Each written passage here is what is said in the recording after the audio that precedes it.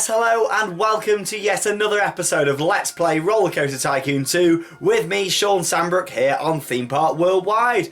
Well, I've literally just come back from California and I've seen all your comments, replied to them all. There's been some great feedback, so thank you very much for all of your feedback. Like I say, the past few episodes were pre-recorded before the California trip, so it's been about a month since I was actually playing this park. So it's nice to sort of see it and see where we're going to go with this today. Today's the big day. We're going to actually get this park open, and that's what this episode is going to be about. It's going to be a bit of a shorter episode this week. It's going to be focused on, we're not going to build anything, we're literally going to focus on getting this park open really, and giving you some top tips about how to do that. Also, I'm going to go through some of the names, what we've managed to choose for attractions. So we'll start off, obviously with this area here, it was named, obviously in an earlier episode we had Redwood River Falls. We're going to think about pricing now as well. So obviously we're going to look for pricing. We're going to look at our excitement rating. That there, 6.33. That's about £6.30 you could charge for that attraction. So what I'm going to charge is, I'm going to put it at a nice respectable price, nothing to rip people off. We're going to put £5 at that attraction. As you can see, I've got the on-ride photo price. What you can see here is the same price throughout the park. You can select that too. So if I tick that, which that little tick box comes up, if I put my price up, so photos, I want them to be £3.50. The profit is £3.30 because they only cost 20p to make. Sounds a bit like the real park, so there we go. There's that one. Now I've clicked that, you see, when I go onto here, that will also be £3.50 because I've ticked that box. So any ride on this park with an on-ride photo will now charge that price. And there we go. So what we're going to charge, obviously, timber run, 8.49. What we're going to charge, I'm going to charge £7, I think, for that. Like I say, we need to start bringing some of this money back into the park. We've got a lot of loan to pay off. And there we go. Of course, we have our mine train, Redwood Mining Co. If we look at that, 6.83, I'm going to charge £5 for that. I think that's a respectable sort of price for that one. One of our favourite names, what we had suggested, was Old Rusty. You know, what we're going to charge for that, nothing too expensive. Again, these, they don't get, we haven't obviously tested that with it being a flat. Normally, I charge around £3 for those, so I think £3 is a good price. Move on into this area, another name, Stampede. These twist rides, they don't really get that popular, so we're going to put £2 on that. We'll come over here to obviously our flawless roller coaster, which has been named. This has been named by Silver Sam, and it's now known as the Mountain Dragon. So thanks for that, fantastic name. 8.73 on the excitement rating. This is a major ride at the park. I'm going to charge £8 a ride on this one because I think people are going to pay that. There we go. That's it. I've already got my photo price. That's it. The Rapids, that's also been named. That's thanks to 1324, who's actually called the Rapids Emperor's Falls. I love that name. Really, really good. What we're going to charge for that?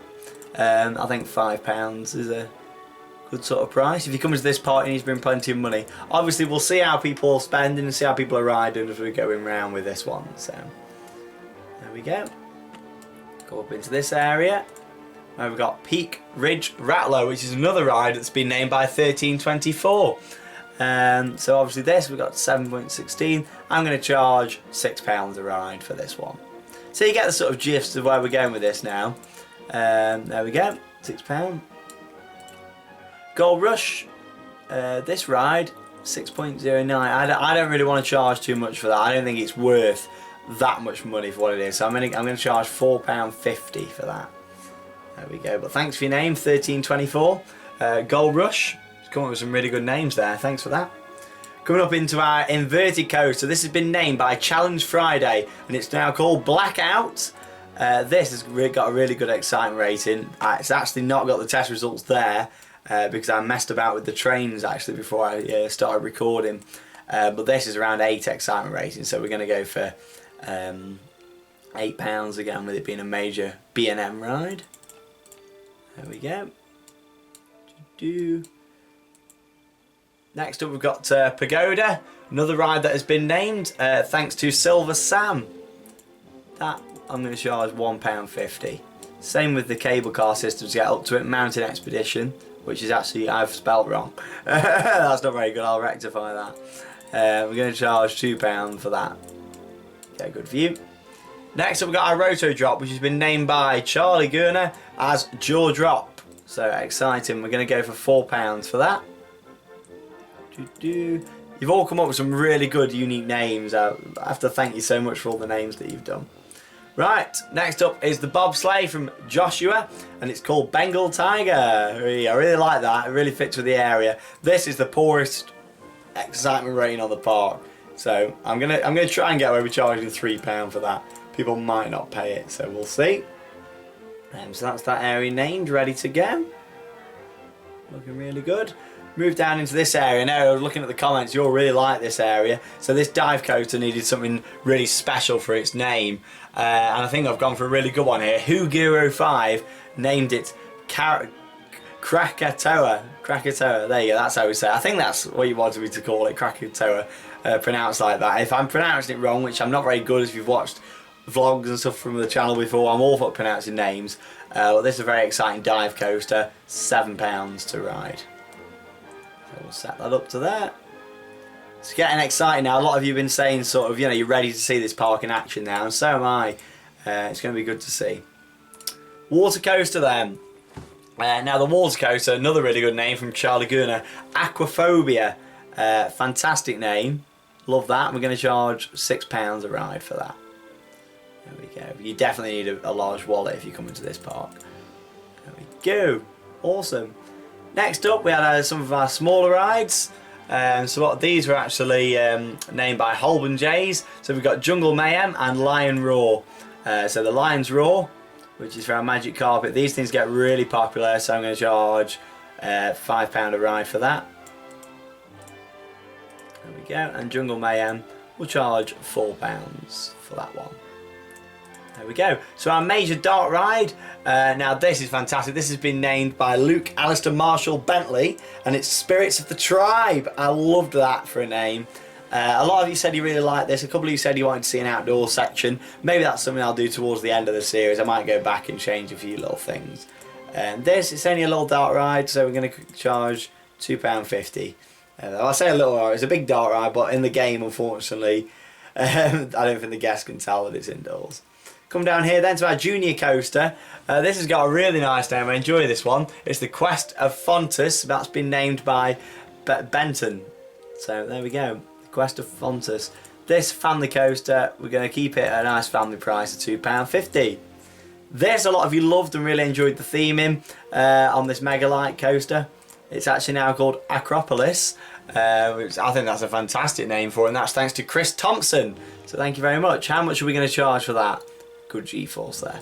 I think this is another £8 ride. It's one of our major rides, the biggest sort of ride in the park. So we'll call that £8 for that one. Awesome. Right. Then we had I'm starting to forget what we had. We've got these two rides just here. Of course, we had Gladiator Fight for Your Life, which is a 3D cinema, and in here there's a motion simulator, which is now Chariot Race, and they have been named by. Oh, I haven't actually got the name. They've been named by somebody out there on the channel. I'm sure you know who you are, and thank you very much for your name. I obviously forgot to write your names down there for suggesting those, but thanks for coming up with them awesome names for them rides. So what we're going to charge, £2 I think is right for that. Motion simulator we can get away with £3 I think for that one. Awesome stuff. There we go. Obviously the rides down towards the entrance, we named them a while back. It's got simple names like the Swans, Greenwood Springs Rowing Boats, and the Amazing Maze. There we go. So it's ready to go, this park. Greenwood Springs Gallopers. What I've also done off camera is I've connected the railway station up just, so we've got the Green Springs Railroad. There we go. Spin it around. The Green Springs Railroad. Obviously, and the park's name is Greenwood Springs, so it's literally ready to go. Like I say, we're going to be putting in another area down here. It's going to be a Pirates themed area in the next episode, and of course we're going to maybe do a bit of a fortress down this bottom area as well. Right, let's think about getting this park open then. So obviously everything's now named, everything's got its price set, what we're going to do. So now I'm going to talk to you a little bit about staffing in the game. So what you want to do is we're literally going to plan our staff the best we can do. So I'm going to remove all my scenery and rides for now, just so we can see the park layout. Right, what you want to do for staffing is, my advice is to keep that park rating up. As you can see, we're on 478 at the moment down the bottom left just here. To keep that park rating up, get loads of staff in and keep your rides running efficiently and your park areas clean. So first off, I'm going to go with handymen. Handymen are to clean the park. What you can do, you can just leave them strolling around like that, and they will literally roam free around the park and do what they want. I'm not going to do that. Hey, he's watering the gardens. There you go. He's getting paid £6.50 an hour there. What I'm going to do, I'm going to set patrol areas for them, as I believe that this means it keeps the park tidier. There we go. So in fact, he literally knows that he can't move anywhere from there. There we go. Right. So we get the next one in. So we've got a food court here. There's going to be a lot of food being consumed. That means a lot of litter is going to be dropped. So that's what Handyman 2 can look after. And so on. And you're literally just selecting squares. It's a shame you can't be a bit more selective with this. This here is not a very active area. Obviously, this is mainly a connecting path at the moment. So we're not going to worry about putting, like the handyman can have quite a bit of area to look after around here. As you can see, there's nothing there yet. There we go. That's a fair amount. Don't want to give him too much work to do. That's it. So it's all about just sort of planning where you're going to go, and also you get to know where they are as well, because you want to keep them clean. A few people have said they want the staff named as subscribers, so that's something what I'm going to do. Not in this game, but if you'd like a handyman or a mechanic or a security officer or even an entertainer in this park to be named after you just need to comment below and let me know that you're happy for me to do that, and I will definitely do that. There we go. That's looking good. Obviously we've had quite a bit of theme park news sort of go ahead while I've been out of the country. Obviously we found, what's going on here? There we go. Couldn't tell if that was Pathway or not then. Yeah, we've had quite a lot of news going on with the theme park industry. Obviously we've had Galactica announced at Alton Towers. We all knew something was going to be happening, that it was probably going to be VR, but it sounds good. Complete new theme ready for that. What's going to happen with Forbidden Valley now? Is it going to be space themed or what? We don't really know what's going to be happening now to that, but I like the look of it. I mean, the VR stuff's great. I did the VR coaster at Europa Park, absolutely loved it, and I think it's going to be a really good investment for Alton Towers. I'm looking forward to seeing it. I'm looking forward to seeing how the ride runs. It looks like we're going to have a big sort of porthole as some of the theming on there as well, and you know what I'm like from theming, especially from if you've watched the vlogs, I love theming. I'm always going on about it, and especially if you're watching this series in particular, where I've literally you've seen what I'd like to theme as a park. There we go. And that there can just be for handyman number 11. Bear in mind that each handyman does cost £50 per month, so it does start costing you money. I mean, I'm showing you this now. I'm not too bothered about the money in this game. I want to just sort of show you guys the best way to run your park. So there we go. But yeah, Galactica, it looks great. I'm looking forward to it. A lot of you asked me in the comments, oh, what do you think? What do you think? I think it's going to be great, and I'm looking forward to checking it out. Of course, Darren Brown's Ghost Train at Thorpe Park. That's another big sort of thing what's been announced while I've been away. Now that looks spectacular. Again, it's using sort of VR technology, but you're going to get on this big sort of train carriage, and the theming behind it all looks fantastic. It's going to be one of Merlin's most impressive rides they've ever built. Obviously Thorpe Park didn't seem to do very well with the Swarm, even though I love the Swarm and it's probably my favourite UK coaster. It didn't go down very well for Thorpe Park.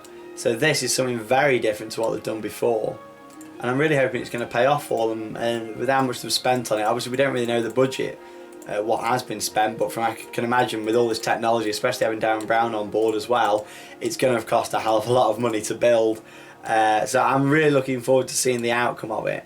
Of course I'll be down there as soon as it opens, checking it out. Same with Galactica at Alton Towers. Two really interesting investments, but one thing that does concern me is virtual reality going to start taking over rides that are really good? As you know, I'm not a massive fan of air. I'm not a big fan of any flying coasters really. But it does concern me a little bit as to the future of the parks. Does it mean that VR is going to start taking over rides that are already brilliant at what you don't want to wear the headsets on. Another question that I wonder is, with air, not everybody is going to want to wear headsets on the ride. It might make them feel sick. You know, especially on a big thrill coaster. It's different on something like Europa Parks because it's only been done on a family ride. Europa Park haven't done it on a big thrill coaster. So that's something to think about.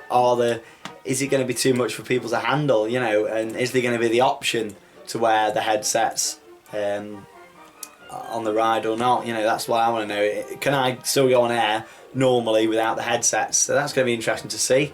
Just a quick note about this handyman just here. You can see I'm not setting a patrol area for him. He's literally just going to be strolling around the top there. So I can leave him to do that. He doesn't need to have a preset area. There we go. Getting there now with this one. Literally just this bottom corner to go in the entrance. As you can see, I'm on 20 handymen now. I've used a lot, but it is about keeping your park guests happy and keeping the place clean. If it looks messy, then your rating is going to go down and it's not going to be anywhere near as good a park. So that's my advice. Always spend out a little bit extra and making sure you've got your handyman in there. There we go. Probably going to be 2 more, which will take us to 23. Okay. Yeah, it's going to be some exciting developments going on in the UK, especially with Blackpool as well. Project 2017 is coming up. We're still unsure what it's going to be. We can all hope it with what we think it's going to be, but until the park actually announced more, we don't really know what's going to be happening there. But there we go. So that's 23. I'm going to put 1 more in for good luck, just sort of walking around on his own. Well, they're all on their own, but just 1 more sort of not on a scheduled area. Right. With security guards, I'm just going to put them in randomly, just strolling around. I don't think you need to preset them. There's benches all over this park, so I'm just going to go with 5 security guards for now. Entertainers, we're going to leave them for now, as they're not a necessity at the moment until we start getting the numbers in. Mechanics, right. So when you're doing your mechanics, you want to make sure that you're planning everything right, and that your mechanics are sort of going to be able to respond to the rides as quick as they can do. So what I'm going to do here is put rides back on. So as you can see, we've got these rides around the entrance area. I'm going to have 1 mechanic in here, pretty much the same as the handyman. We're going to select the areas, but you want to make sure you've got both your queue line and your exit all within reach, and the attraction. So if I put that like that, it means the mechanic can easily access around the side. Here you go, the mechanic can also get up to the entrance and exit of the railway. And we'll have the mechanic doing this boat ride as well. There we go. So that will literally be his patrol area. This patrol area for this one. So we'll put that in just like so. There we go. That literally means that you can sort of patrol just around those ones. Same with this area. Again, you do start spending out your money. These are £80 a month. Or get expensive, the mechanics do, but it's something that you need to make your park run successful. There we go. So as you can see, what I'm doing here is I'm just making sure that the entrance footpath covers where the mechanic's going to go as well. See, this mechanic here is going to look after 4 rides because he's got, you know, all these 4 rides within a close area. He's going to be fine to look after all of that. There we go. Really, you can just have them set to your exits, but sometimes a mechanic does need to go down the queue line for some strange reason, only occasionally, so it is worth setting your mechanics just so they can cover the queue lines as well. One thing you've probably noticed with the handyman is that I haven't got them in the queue lines. That's because the queue lines don't really get too dirty initially, so what I'm going to do, I'm going to install handyman in the queue lines at a later date. There we go, that's all for that. Get another mechanic in just down the side here. This park is literally nearly ready to go. There we go. Put some stuff, so as you can see, he's going to be looking after the Falls coaster. Just going to be a couple more episodes left of this, of RCT. I know you've all absolutely loved it, and it's been really good. I've really enjoyed making this series for you guys. But of course, the brand new series of Theme Park Worldwide, the show, is only a few weeks away. And next week I'll be able to tell you all the details about Theme Park Worldwide, the show, and when it's going to be coming back to us here on the channel. Of course, it's going to be another brand new series, loads of exciting stuff what's going to be happening and what we're going to be covering on the channel, so I look forward to sharing that with you in next week's episode of Roller Coaster Tycoon. I've literally just got back yesterday from holiday, so I'm still quite jet lagged and stuff this week, so I thought we'll take it easy. We'll literally just get the park open this week. I'm not going to do any more construction because I want to make sure that when I say that, I want to make sure that when we do more construction, I literally am, you know, ready to go with it all. I don't want to be sort of too tired when I'm doing the construction. I want to make sure this part's finished off just as good as it has been started. So, actually, I want the rides on see-through view again now. There we go. Make sure again that I put the queue line in. Like I say, you don't have to do that, but I always do that just to make sure. It's all part of the keeping everything running well. There we go. See, this mechanic here can literally look after this whole bottom end of the park as well. You can save your money quite good on mechanics, really. There we go. At the top just here, I am going to have to put a mechanic up there because I've done this little viewpoint area, but he can just roam free again at the top, like the handyman. It's going to start coming out now, all this money that I'm spending out. There we go, so that's all I'm covered. Over into our jungle area. Pop that in up the top. There we go. Literally, it gives the chance. The rides do need inspection, so it gives a chance for them to be inspected while the park's closed. And make sure if you got more staff doing the inspections, it means that your rides are going to run better in the long term as well. I don't think a lot of people realise that with Roller Coaster Tycoon 2. It all goes into it. I mean, with 3, as you know, I like 3, but I'm not as passionate about it as I am RCT 2. And things aren't thought out as realistic in 3 as 2. But what I do really like in here is the fact that if your rides aren't getting inspected regularly enough, then they do start to go down and do have a lot of problems. And I like that because it keeps you on your toes, it keeps you wanting to run this park nice and real, very realistic. There we go. With this being a major coaster, we're going to just have the mechanic in this area to look after these. There we go. That's it, and that is literally our area's covered. 10 mechanics. Not bad at all, that 10 mechanics, so we'll get rid of that. There we go.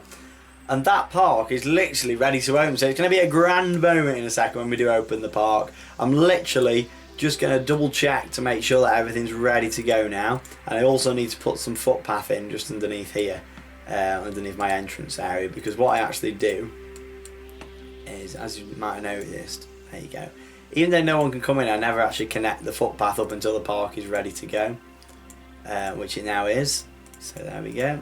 That can now connect up like so inside my building. You see, you wouldn't be able to tell unless I told you in the building, and it's literally ready to go. So what we're going to do now, this is it, this is the big moment, guys. People are going to start coming into this park. So what we're going to do, it's free entry as I've said, and it's pay per ride. We haven't won our award yet because we haven't built the 10 rides with the excitement rating of 6. So we're going to do a gradual opening. We're opening with quite a lot of attractions, everything's named. Plenty of info kiosks, plenty of cash machines, plenty of toilets, plenty of food offerings. So let's open up. Right, so we're going to open up all of those. Open up that. Open up the attractions.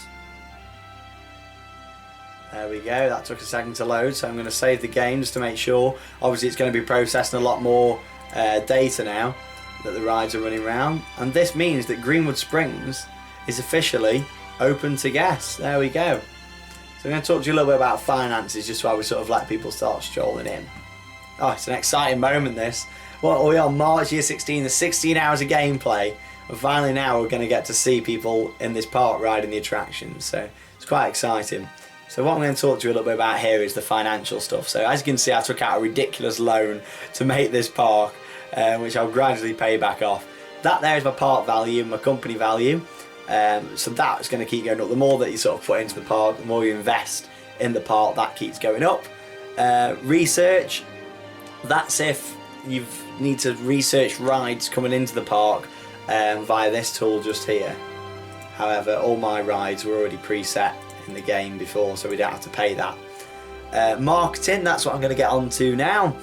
So what you can do, you can market attractions. So what I'm going to do, because we've just opened, advertising campaign for the park. I'm going to run it for 6 weeks. It'll cost me £2,100. There we go. And then you can market a particular ride. So say, I don't know, what do I want to market? We'll market the dive coaster. 6 weeks, £1,200. And you got free food and stuff that you can give out to entice people into the park sometimes. Staff wages already, I've spent £1,900. Food and drink, stock and sales, that sort of makes all sense. Same with the shops. Obviously we're going to try and increase our sales quite a lot there.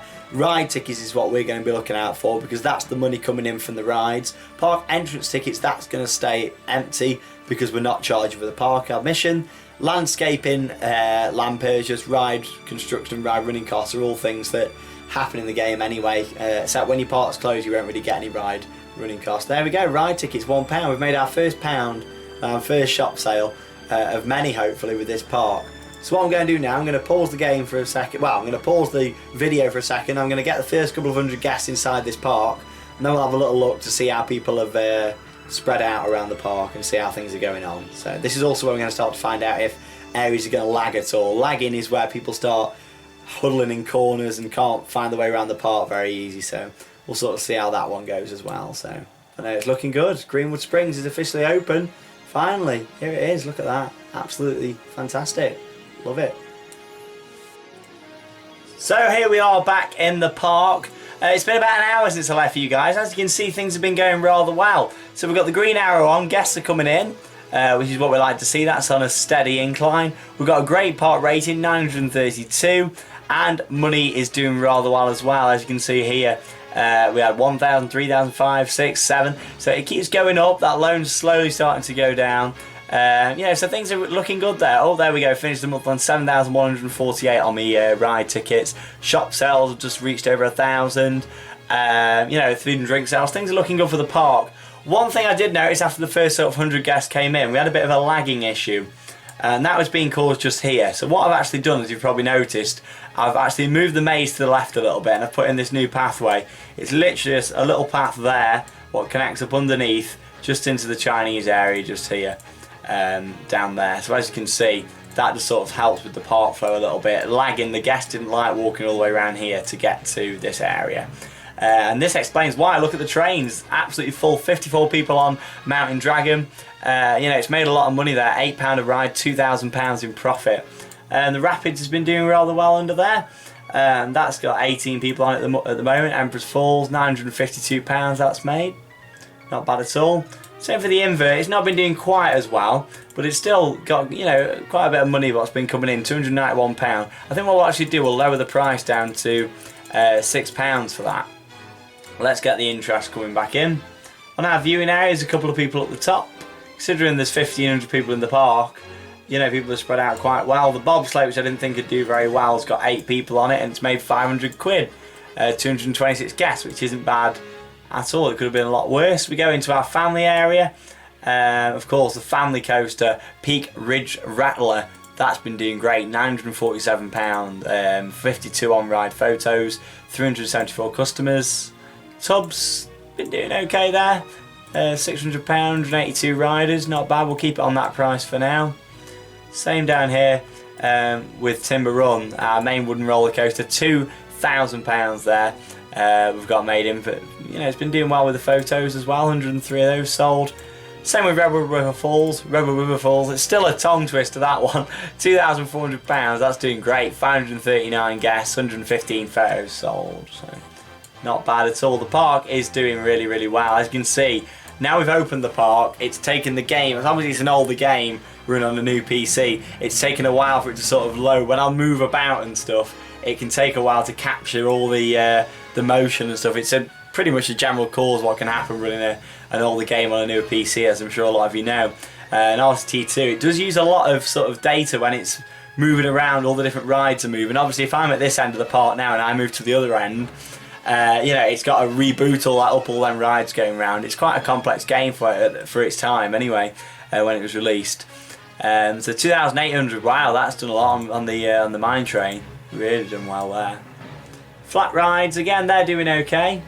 I think that new pathway works better actually, because you come in here, you've actually got 3 options now. You can either take this path, left or straight on. We come around the dead area at the moment, not really anybody lingering about, which is good. That is going to be our pirate area, and also a bit of medieval is going to go in down there, I think. Quest of the Fontes, Kids Coaster, £212, 142 guests, not bad at all. This is doing really well. I mean, look at that. We've got some full trains going round. You know, there we go, Acropolis. Still getting round to all the names. Look at that, nearly £5,000 in profit from that ride alone. So doing really well. That's probably helped due to the great name it's got. So thanks to the person who named that. Dive Coaster. Now that's not been doing too well actually. I mean, it's got what, 10 people on it now. Krakatoa. It's nearly made £1,000. 180 guests. It's not bad, but I think I'm going to lower the price down to £5 just to try and get the interest. And obviously it is a dive coaster. It's quite short. Let's get that interest coming in a little bit. Okay. Aquaphobia then, that's been doing alright at £100, 70 guests, but nowhere near as much as I want coming in on that, so I'm going to put that down to £3.50, not 40, and really try and increase the traffic there. There we go. So as you can see a little update on the park, it's nice to sort of see it with guests in and the park going round. I mean, you look at that there, you know, it's really nice to see. I mean, when you look at that, it's great to see all the rides going round and the guests enjoying themselves, and it really is a fantastic park. It's thanks to all of you guys, because obviously you've been commenting your ideas and all your names. We've named every ride, and it's just great to see. I mean, look at it. It's absolutely beautiful park, and it works really, really well. So we come down to this area, what's left. We're going to have a small medieval area, I've decided, down the bottom, probably cutting off about here. And this will be our pirates area. What we're going to have in the pirates area, I asked you last week to comment what you thought we should have, and it was sort of a decision between the flying coaster and the launch coaster. A lot of you did comment both, but after looking through the comments, it seems the launch coaster is the most popular choice for this park. Obviously with flat rides and stuff like that, we haven't really got many flats and stuff left to put in. We've got a couple of bits left to put in down here, but we're going to go with the LAM launch coaster, and that's what I'm going to build next week, a pirate themed launch coaster around this lake. I'm also going to build the splash boats themed to pirates around this area as well. And it's going to look really, really good. That's it then for this week. Like I say, it's been a bit of a shorter one. I am quite jet lagged this week, so I just thought I don't want anything too hard to come back into. Let's keep it nice and easy. We had a fantastic time out in California. Make sure you check out our Disneyland vlog part 1 and 2, which is now online, and we'll have our Disney California adventure vlog coming online in the next few days. Obviously it's Wednesday today when this has gone online. Over the next couple of days you'll see the California adventure vlogs come online as we head into the weekend. That's it then for this week. I'll see you next week for the second to last episode of Let's Play Rollercoaster Tycoon 2 with me, Sean Sandbrook, here on Theme Park Worldwide. What does that mean it's time to do? It's time to cue those credits. See you later, guys. Have a fantastic week. Look at that. Beautiful.